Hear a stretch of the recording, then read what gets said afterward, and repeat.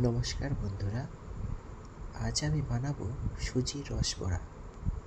সুজির রসবড়া বানানোর জন্য প্রথমে আমি চিনির সিরা তৈরি করে নেব।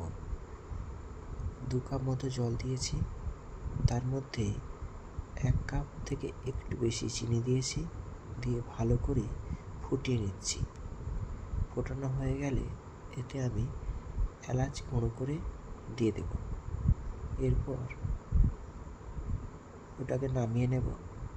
দিয়ে একটা ফ্রাইং প্যানে গরম করে সুজিটাকে ভালোভাবে ভেজে নেব।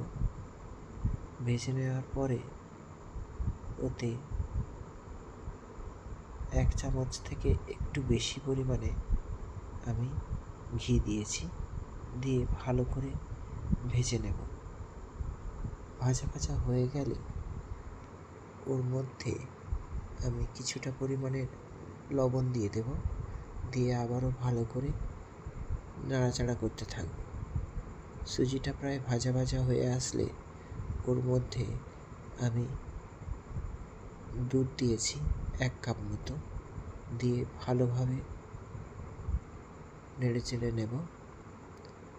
এরপর আমি ওর মধ্যে আরও কিছুটা পরিমাণে দুধ দিয়ে দেব, দিয়ে আরও ভালো করে নাড়াচাড়া করতে থাকব। সুজিটা যখন প্রায় সেদ্ধ হয়ে আসবে, ওটা ভালোভাবে আমি মেখে নেব। ভালোভাবে হাত ঠান্ডা করার পরে আমি হাতের সাহায্যে মেখে নিচ্ছি। মেখে আমি একটা ডো তৈরি করে নেব, এবং ডো তৈরি করে ছোট ছোট লেচি কেটে আমি হাতের সাহায্যে গোল গোল করে বানিয়ে নেব। গোল গোল করে একটু চ্যাপ্টা করে বানিয়ে নেব, ঠিক বড়ার আকারে। এইভাবে নেওয়ার পরে আমি একটা কড়াই গরম করে তাতে সাদা তেল দিয়ে ওগুলোকে ভেজে নেব। ভেজে নেওয়ার পরে কিছুক্ষণ রেখে দেব। লাল লাল করে ভাজা হয়ে গেলে ওগুলোকে তুলে নিয়ে কিছুক্ষণ পরে যে চিনির সিরাটা বানিয়ে রেখেছিলাম তার মধ্যে ওগুলো দিয়ে দেব। প্রায় আধ ঘন্টা মতো রেখে দেব। দিলেই আমার